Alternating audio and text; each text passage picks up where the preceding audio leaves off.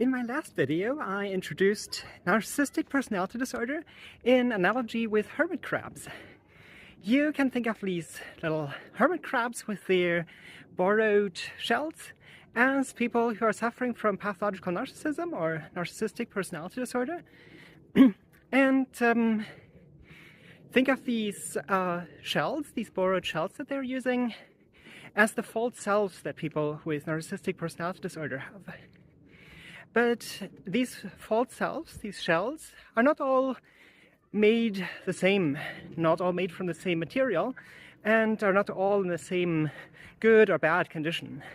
Some of them are really fragile, and some of them are perhaps already broken, but others are super stable and robust and can withstand a lot of battering.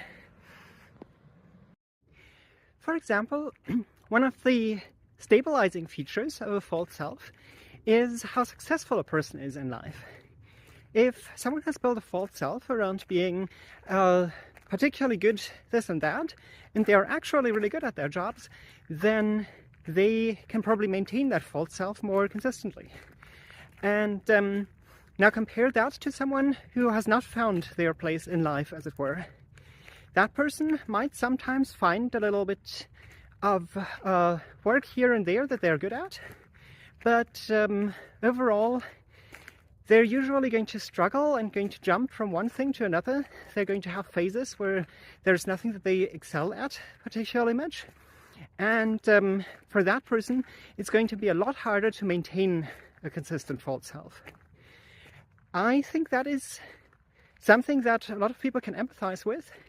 If they start a new job and they don't know anything about the work that they need to do at this new company. They're completely new, they don't have a lot of background in the field, and suddenly they have to work in a department that is maybe also internally rather chaotic, and they haven't really learned the ropes yet. And now they perhaps have a lot of different managers, and all the different managers want something else from them. And their work environment is very chaotic, and so in one moment they're working on one task, and then before they can finish that task, another manager pops up and gives them a new task and also tells them, super urgent, you need to do that right away, it needs to be done yesterday.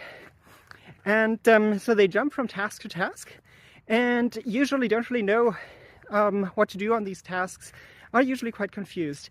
But then sometimes there is like this one task that they notice, I'm really good at this. And then they really enjoy doing that task.